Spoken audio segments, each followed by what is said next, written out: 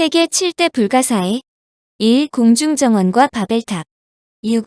세미라미스와 네부카드네자르 두 사람 중에 누가 공중정원을 건설한 사람인가라는 의문점은 두 사람 모두가 공중정원을 건설했다고 보면 간단하게 풀린다.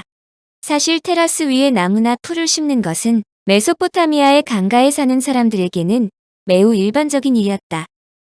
즉 도시 주위를 흐르는 강물을 이용하여 식물을 재배하는 정원은 매우 오래전부터 메소포타미아 지역에 있었다는 것이다.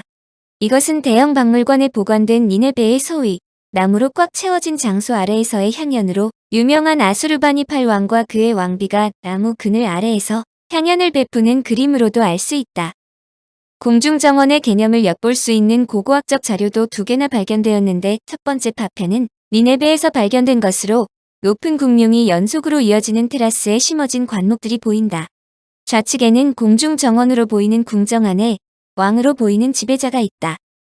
다른 하나는 역시 니네베에서 발견되었는데 매우 작은 파편이지만 기둥들 위에 테라스에서 나무들이 재배되고 있음을 보여준다. 이와 같은 예를 볼 때 공중정원의 건설자는 두 사람 모두 옳다고 볼 수 있다. 그러나 유명한 디오도로스는 네부카드네자르 2세의 손을 들어주었다. 그는 세미라미스가 공중정원에 관련된다는 것을 인정하면서도 실제로 바빌론에 있는 공중정원은 네부카드네자르 2세가 건설했다고 다음과 같이 기록했다. 성 안에 공중정원이 있는데 이것은 세미라미스가 만든 것이 아니라 그녀보다 훨씬 후대의 왕이 건설한 것이다. 그는 자신의 후궁을 즐겁게 하기 위해 이것을 만들었다. 왕의 후궁은 페르시아 출신으로 아름다운 산들이 있는 고향을 그리워하면서 궁전 안에 식물들이 자랄 수 있도록 왕에게 간청했다. 이 인공정원은 한 변이 거의 120m의 사각형으로 마치 극장과 같이 계단으로 한 단씩 올라가게 설계되었다. 테라스 또는 플랫폼에 재배되는 모든 식물의 무게는 높낮이가 있는 기둥으로 지지되도록 했다. 가장 높은 기둥은 거의 25m나 되어 정원의 최상부를 지지하며 벽체의 두께는 6.6m나 된다. 테라스는 돌줄 부분을 포함하여 16x4피의 크기로 아스팔트가 많이 칠해진 벽돌로 주위를 구분한 후 다시 구운 벽돌로 치장했다. 이곳에 얇은 나판을 붙여 물이 기초 부분으로 흘러들어가지 않도록 했다. 테라스에서 거대한 나무들의 뿌리가 썩지 않고 자랄 수 있도록 해준 장치인 것이다. 테라스에는 각종 종류의 크고 작은 나무들이 심어져 있어 그 규모나 아름다움이 빼어나다. 기둥의 높낮이를 다르게 만들어 강도가 다른 빛이 들어오도록 유도함으로써 호화롭게 장식된 궁전의 내부 공간에 신비감을 주도록 했다. 단 하나의 기둥이 천장부터 기초까지 내려져 있는데 이 안에 다량의 강물을 테라스까지 올라갈 수 있도록 만드는 수력 기계가 들어있다. 그러나 이 기계는 밖에서 볼 수 없다. 디오도로스의 설명에 의하면 꼭대기층 바빌론의 내부 성벽보다 약 20m가 더 높았다고 되어 있다. 이는 20층까지 물을 공급해야 한다는 것을 의미한다.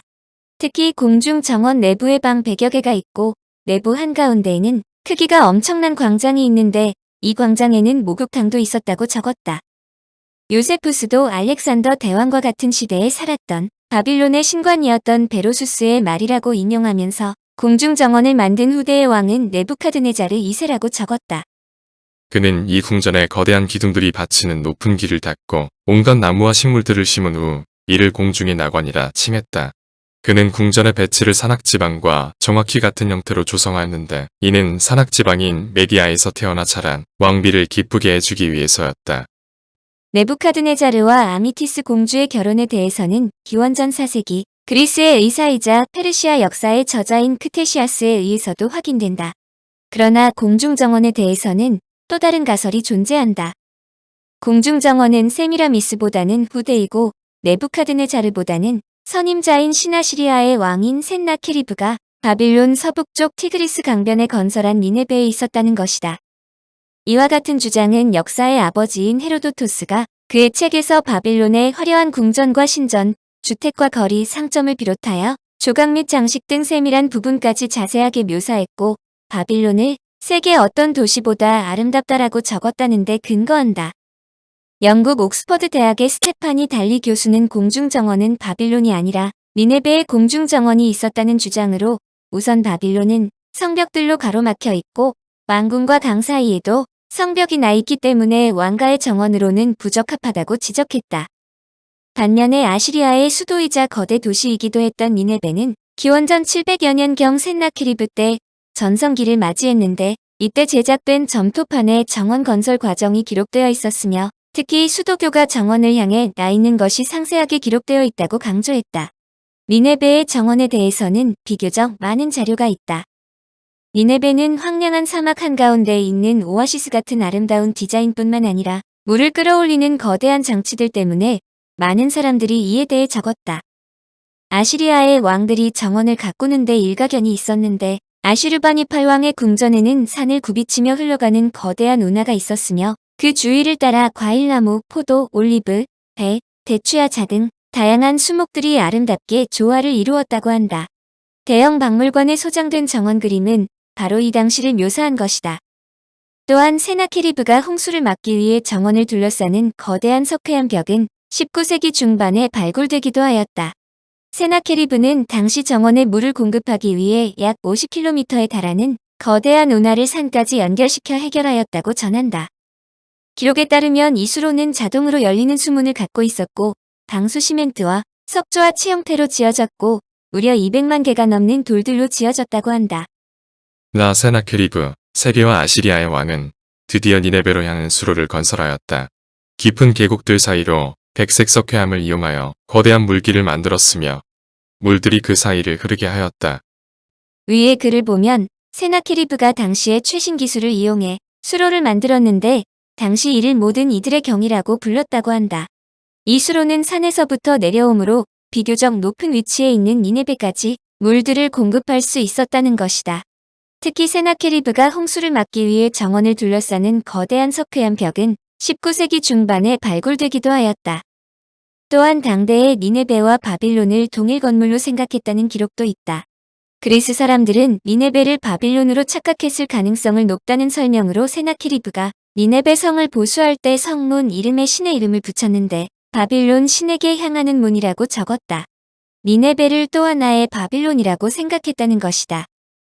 그런데 조그마한 특징까지 상세하게 적은 헤로도투스는 공중정원에 대해서는 전혀 언급이 없다.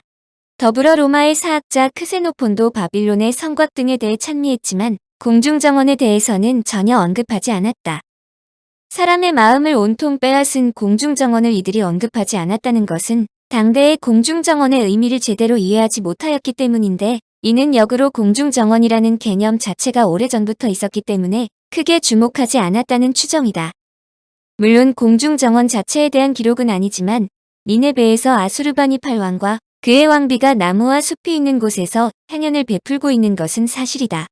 특히 세나케리브가 니네베의 아름다운 정원을 지었으며 성 밖에 있는 강에서 물을 끌어다 정원에 물을 주었다는 기록도 남아있다. 그리고 세나케리브의 후손들도 니네베에 있는 정원에서 우리에 가두어 두었던 사자와 야생 노루 등을 풀어 사냥을 즐겼다는 기록도 있다. 청취자에게 원하는 것은 1. 구독 2. 좋아요